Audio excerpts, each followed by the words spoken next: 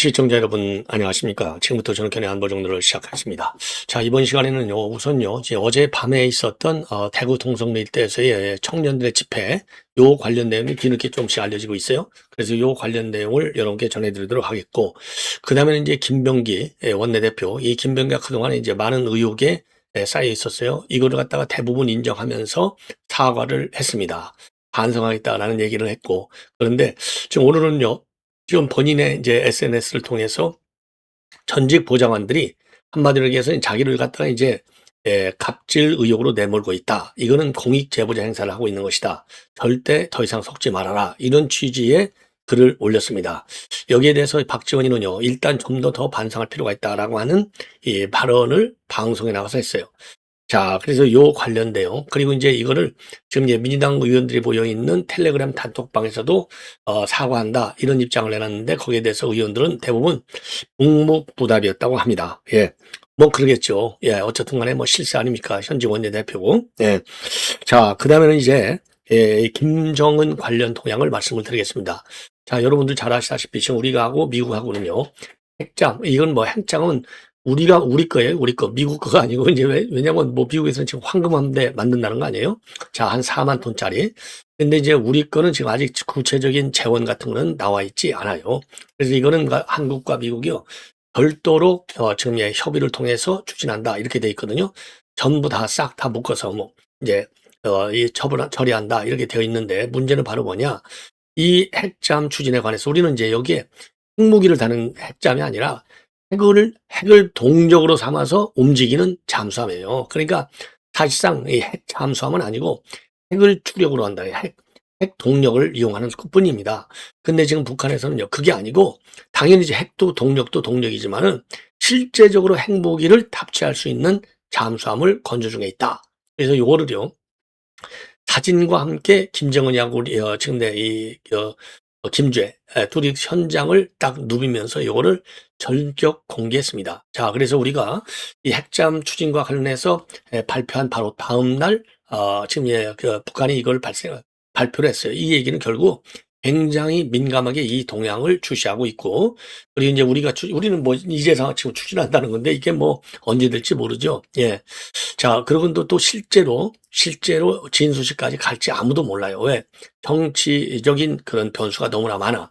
자, 그런데 이제 지금 김정은이는요, 이거를 곧 완성시키겠다. 이렇게 지금 나오고 있거든요. 그러니까 우리 한국보다는 핵잠에서도 한 수 위다. 가보지 마라. 이거거든요. 예. 자, 그런데 이 잠수함이 무려 8,700톤급이나 되고요. 핵무기까지 딱 탑재할 수 있는 잠수함입니다. 자, 그러니까 지상에서 핵무기 가지고 있잖아요. 잠수함에까지 핵무기를 갖고 있어요. 이거 대한민국의 위기다. 이름에도 불구하고 힘을 우위를 바탕으로 한 대북 억제. 요거를 제대로 해야 되는데 계속 낭만, 그야말로 레드카펫 금속에 이것만 깔아가지고 북한한테 온갖 안보면에서 양보만 하는 이재명 정권을 보면 이런 정권을 보니까 과연 어디까지 우리가 믿어야 될지 정말 의심이 들지 않을 수 없습니다. 요 내용을 여러분께 말씀을 드리도록 하겠습니다. 예. 그 다음에는요, 제가 이제 어제서부터 계속 말씀드려 못했던 대만 사태, 요거를 갖다가 강 건너 불 보듯이 해서는 절대 안 된다. 라고 하는 천용우 전 외교부 차관, MB 정부 때 외교안보 수석을 했죠. 예. 그래서 천용우 전 차관의 글을 조선일보에 게재된 칼럼입니다. 여러분께 이번 시간에는 꼭 소개해 드리도록 하겠습니다. 자, 그러면 말이죠. 맨 먼저 크리스마스 이브에 한번 이 수천 명이 모였다고 하는데요. 주도한 세력은 대구에 있는 보수 청년 커뮤니티가 되겠습니다. 자, 그리고 이제 대구에서는요, 자유대학이 매주 동성로 일대에서 이재명 다도를 주장하면서 행진을 해왔는데, 요 자유대학하고 TKYC입니다. TKYC. 그러니까 대구 경북 청년 우파 커뮤니티가 되겠습니다. 여기하고 이제 그 연합을 해서 어제 지금 행진을 했어요. 그리고 이제 여기에 대구투쟁본부, 그리고 우연정당에 산 국민운동 본부와 같은 보수단체도 협조를 한 걸로 알려지고 있습니다. 뭐 이런 청년단체 하는 게, 자유대학 하는 게 뭡니까? 윤 대통령은 빨리 석방하라, 이재명 재판은 재개하고, 이재명은 부정선거로 당선되기 때문에 인정할 수가 없다. 이런 취지죠. 이건 뭐 불변의 구호가 되겠습니다. 그래서 어젯밤에 이 행사도 이런 그 통상적인 그런 그 집회의 성격 안에서 이루어졌고요. 이미 계엄 1주년이 됐을 때도 지난 12월 3일이죠. 대구 도심 곳곳에서 진보 보수 진영의 단체들이 집회를 개최한 바 있어요.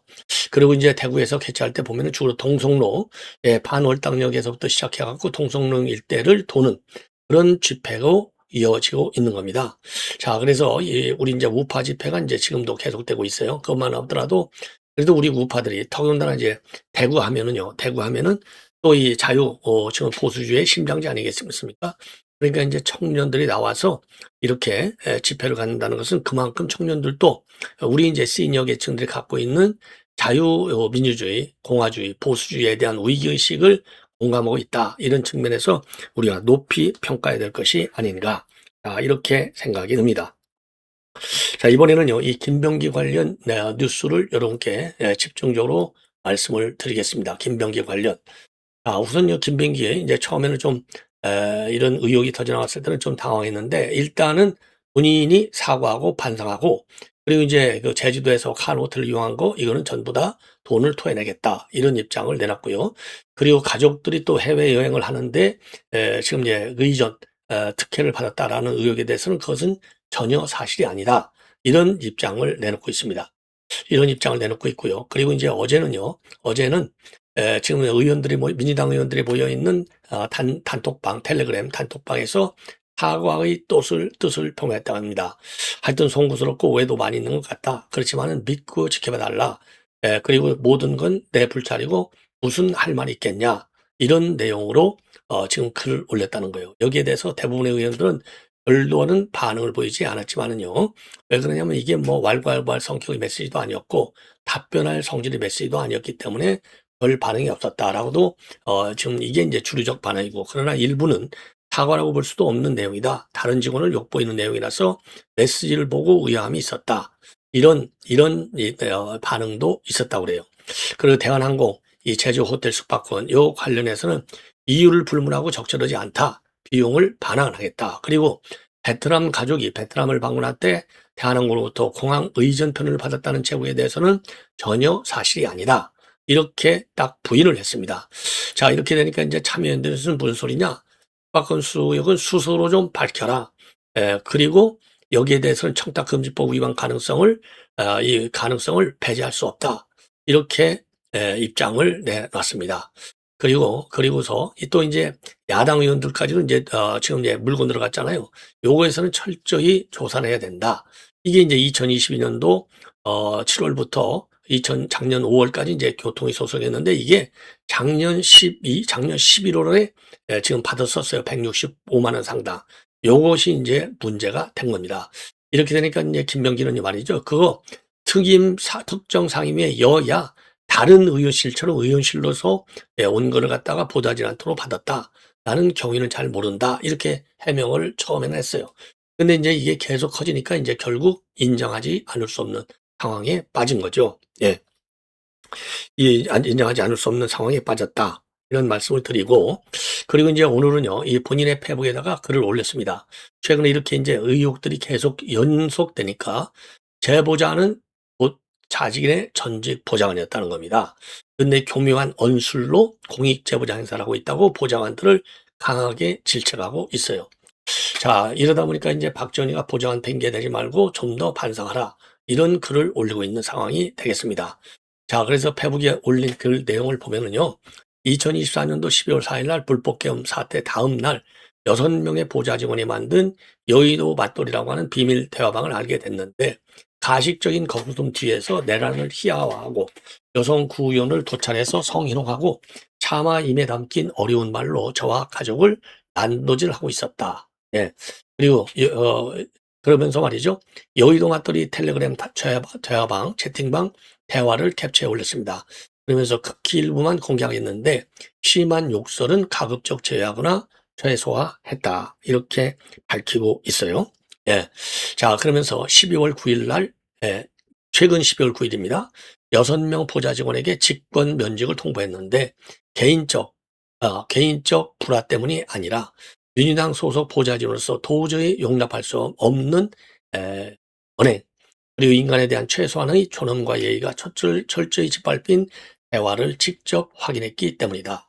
그러면서요, 모든 책임은 제 부덕에 있었음에도 불구하고 전직 보좌관들은 절대적 약자, 저는 절대적 강자라고 하는 단순한 도식과 그들은 피해자이고 저는 가해자라고 하는 왜곡된 서사는 용납할 수 없다. 이제는 숨기지 않겠다라고 입장을 내놨습니다. 그리고 그 시절 서로 신뢰 속에서 오갔던 말과 부탁 도움은 이제 갑질이라는 이름으로 둔갑이 됐고, 이들은 저와의 대화를 몰래 두고만 뒤에 사실과 왜곡, 허위를 교모히 섞여서 무차별적으로 공개하고 있다. 이렇게 주장을 했습니다. 다만 국민의 상식과 눈높이에 미치지 못한 처신이 있었다면 그 책임은 온전히 제목이다. 공직자로서 스스로를 성찰하고 같은 후가 반복되지 않도록 하겠다라고 밝혔어요. 자, 이렇게 되니까 말이죠. 이렇게 되니까 이제 박지원이가 또 이럴 때 안 빠질 리가 없죠. 박지원이 뭐 완전히 이거 뭐 이게 이 양반이 빠지겠습니까? 예, 그래서 이제 사과는 했지만은 좀 더 자숙해야 되겠다. 이런 말을 BBS 라디오에 나와서 했어요. 그래서 보좌진과의 갈등이 있는 것에는 항상 정치권이라 좀 문제가 있다. 그것을 탓하기 전에 의원 본인이 어떤 처신을 했는가는 반성의 기회가 우리 국회의원 전체가 갖도록 했으면 좋겠다. 아이, 그런 말도 일리가 있기는 있습니다. 예. 이렇게 입장을 내놨습니다. 그래서 이게 완전히 꺼진 불은 아닌 것 같아요. 예. 자, 이건 이 정도로 이제 여러분께 말씀을 드렸고요. 지금부터는 이제 김정은 관련 얘기를 하겠는데, 이게 8,700톤급 핵잠 건조하는 현장을 지도하는 이 장면이 되겠습니다. 이걸 보면 진짜로 말이죠. 이런 보도가 말이죠. 그동안에 이제 북한에서 몇 차례 보도를 한 바 있어요. 그래서 이거가 이제 사실인 걸로 확인되는 것이죠. 자, 이게 이제 8,700톤급 요 핵 잠수함입니다. 핵 잠수함. 여기 이제 김주애가 딱 버티고 있잖아요. 김주애. 예. 요거. 이거. 예, 8,700톤급. 자, 그래서 최근에 말이죠. 북한은 말이죠. 이렇게 핵잠 건조 사실을 갖다 공개해. 그리고 이제 동시에 지대공 미사일을 또 발사해. 그리고 국방성 담화를 통해서 또 비판을 해. 이렇게 삼박자로 한국과 미국을 압박하는 군사적인 그런 그 신호를 보내고 있어요. 절대로 밀리지 않는다는 것이죠. 그리고 이번 핵잠 이 공개와 관련해서 김정은이가 한 발언을 보면은 지금 북한의 핵무기 비핵화, 우리는 지금 비핵화를 주장하고 있는데 비핵화 완전히 물 건너갔습니다. 뭐 이거 물 건너갔다고 제가 뭐 10여 년 전부터 제가 계속 노래 불렀잖아요. 절대로 김정은이는 핵을 포기하지 않는다. 제가 말이죠. 리타이어하고 나서부터 공개적으로 저는 뭐 내부적으로도 그동안에 그런 주장을 많이 해왔어요. 뭐 90년대서부터 제가 그런 주장을 많이 해왔습니다. 절대로 핵을 포기하지 않고 못한다. 이렇게 주장해 왔는데 그게 이제 제가 리타이어하고 나서부터는 이제 공개적으로 제가 칼럼도 쓰고 또 방송도 종편 뭐 지상파 참 종횡무진할 때죠. 많은 주장을 해왔어요. 그런데 지금 한 20-30년이 지난 오늘날 보면 제가 이제 NPT 탈 때서부터 그 90년대 초죠. 92년도인가요? 이때부터 요거 NPT 탈 때 그래 핵 개발하겠다는 건데 이러면 절대로 포기 안 할 겁니다. 핵을 포기하면 죽으니까 정권이 없어져 버리니까 지구상에서 사라져 버리니까. 자, 그랬는데 지금 30년이 넘었잖아요. 92-3년 기준. 지금까지 제 말이 맞지 않습니까? 그래서 이번 김정은이가 말이죠. 핵잠 건조 현장을 지도 방문해서 할 때 한 발언을 보더라도 절대로 핵은 포기하지 않는다. 포기하다니요. 지금 그런 게 지상 발사, 이 탄도미사일만 갖는 게 아니라 잠수함에다가 딱 넣어놓고 또 쏠 수 있는 이 핵무기까지 다 만들고 있는 거예요. 전부 다. 자, 그래서 요 관련 내용과 의미. 그래서 지금 이 전문가들의 이제 분석도 인용을 해보면은 지금 북한은요, 이 핵잠 이거 만드는 걸 보니까 사진에 이제 공개한 영상 자료들을 보면은 이미 소형 원자로까지 다 개발해서 가지고 있다. 이렇게 보여져요. 그리고 농축도는 90%가 넘을 것이다. 만약에 우리가 말이죠, 핵잠을 만들면 우리는 뭐 한 20% 미만, 20% 미만, 한 10년 정도 쓰다가 바꿔야 돼. 근데 농축도가 90% 되면요, 그냥 평생 쓸 수 있는 거예요. 한마디로 해서 무기야. 이렇게 차이가 나는 겁니다. 자, 그리고서 이렇게 될 경우에는 그러니까 2차 핵 공격 능력까지 확실하게 갖고 있는 그리고 이런 핵 잠수함을 만드는 데는 당연히 중국보다는 러시아의 도움을 많이 받았다. 자, 그리고서 이 김정은이의 발언을 보면은 비핵화 이건 절대로 안 한다. 절대로 안 한다. 그냥 고하는 거예요. 계속. 자, 요런 해석이 가능합니다. 그리고 또 하나, 지금 이제 이게 북한의 핵 전력이 말이죠. 핵 전력이 한 단계 업그레이드 된 게 맞아요. 왜냐하면 대적 투쟁, 이거를 강조했는데, 이번에는요, 대적 견제 원칙. 투쟁이 아니라 견제예요. 투쟁은 게임이 안 되더라도 막 싸우는 게 투쟁이잖아요. 견제는 뭐예요? 최소한도 나하고 동급이거나 내가 우세할 때 견제. 아, 까부지 마. 이렇게 견제만 하는 거예요. 더 이제 업그레이드 됐다는 거죠. 핵 능력이. 그래서 대적 투쟁이라는 말을 안 쓰고요. 대적 투쟁의 원칙에서 이런 거를 이 건조해 간다 이런 게 아니라 대적 견제의 원칙에서 핵무력을 유지 발전시켜 나간다. 이렇게 돼 있어요. 굉장히 무서운 발언을 하고 있는 겁니다. 자, 그러면 말이죠. 구체적으로 이제 뭐라고 얘기를 했는지 여러분께 그리고 어떤 의미를 갖고 있는지를 말씀을 드리면 지금 우리는 지금 핵잠을 만들지만 이게 언제 만들어질지 몰라. 그런데 우리보다는 훨씬 전력화 시기가 빨라질 수밖에 없다는 겁니다. 왜? 외형까지 거의 다 갖췄으니까. 자, 그리고 이제 핵 연료를 동력으로 쓸 수 있는 소형 원자로까지도 이미 탑재한 것으로 보이는데 이 소형 원자로 탑재까지 해서는 러시아 기술 도움이 상당히 컸을 것이다. 그리고 이제 김정은이는 이미 2021년도 1월 8차 노동당 대회에서 국방력 발전의 핵심 5대 사업을 제시한 바 있어요. 이 5대 사업 중에 하나가 핵 잠수함과 수중 발사 핵 전략 무기에 보입니다. 여기에 따라서 꾸준히 개발해 온 거예요. 꾸준히. 그래서 내년 초에 이제 9차 당대회를 여는데 여기서 이제 어떤 실물을 보여줄지 한번 지켜봐야 된다. 그래서 핵 잠수함 건조를 위해서는요.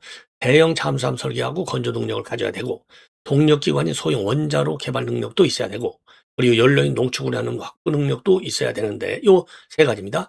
설계 및 건조 능력, 그리고 소형 원자로 개발 능력, 그리고 농축을 하는 확보 능력이 필수인데 요 세 가지를 이미 다 지금 북한은 갖추고 있을 것이다. 이렇게 볼 수 있어요. 왜? 아니, 저렇게 이미 건조가 상당 부분 진행되고 있으니까 말이죠.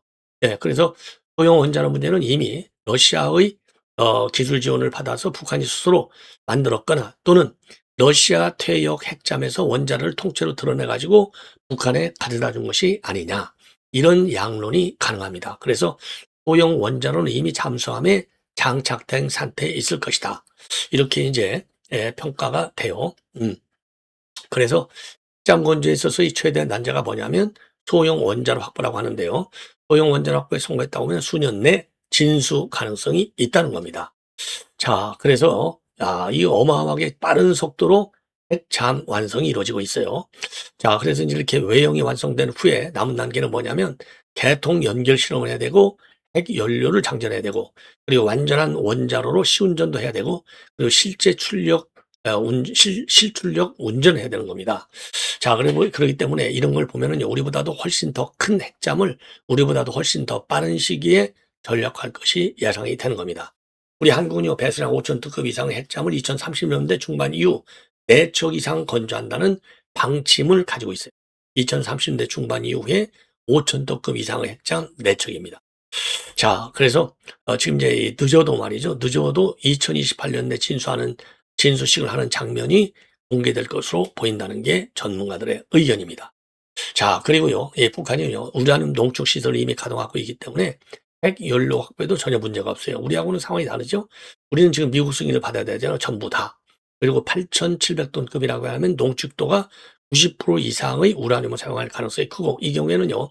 핵잠 자체의 수명이 닿을 때까지 평생 쓸 수 있다는 겁니다. 연료 교체 없이. 자, 근데 우리는 20% 이하의 저농축 핵 연료를 사용하기 때문에 이거는 10년마다 우리는 또 이 연료를 교체해야 돼요. 교체해야 돼. 자, 그래서 지금 북한의 핵잠 능력이 굉장히 빠르게 커지고 있다라고 하는 점, 상당히 뭐라고 그럴까요? 위협적인 측면이 되겠죠. 그래서 지금 북한은 2차 타격 능력까지도 다 갖출 수 있는 것이 아니냐. 이렇게 이제 우리가 판단이 됩니다. 자, 그리고요. 그리고 북한의 이제는 핵잠 공개는요. 미국의 핵잠수함인 그린빌함이 23일 날 부산에 도착한 거. 요것도 영향을 준 것 같아요. 요게 이제 미국의 그린빌함. 요거는요. 이 핵무기를 탑재하는 게 아니라 핵으로 추진되는 잠수함이에요. 핵으로 추진되는 잠수함. 요거 그린빌함. 요게 이제 우리 부산항에 들어오니까 북한이 아예 이걸 싹 다 까버린 거예요. 예. 그러니까 이제 북한이 말이죠. 모든 핵 잠수함까지 완벽하게 전부 갖추고 있는 것이 되겠습니다. 자, 그래서 지금 북한의 이제 이 핵 위협이라고 하는 것은 이제 물속 잠수함까지도 이어지는 거예요. 그래서 절대로 비핵화는 이제 안 되고 핵 군축 협상, 여기 이미 뭐 여러 차례 말씀드리지만 핵 군축 협상으로 지금 나올 가능성을 강력히 시사한다. 비핵화는 이제 완전히 끝났다, 이렇게 보시면 되는 겁니다. 자, 그래서 이제 이것까지 전부 말씀을 드렸고, 그리고 대만 해협과 관련된 천용호 전 외교부 차관, 요 부분의 글을 여러분께 그대로 인용해 드리겠습니다. 제목이요, 이거는 이제 지금 천용호 외교안보 수석의 글, 일본 중국 관계 위기 강 건너 불이 아니다.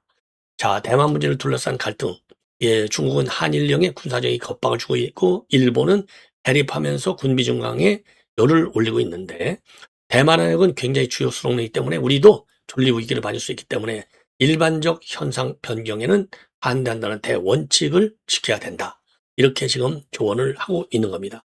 자, 그러면 요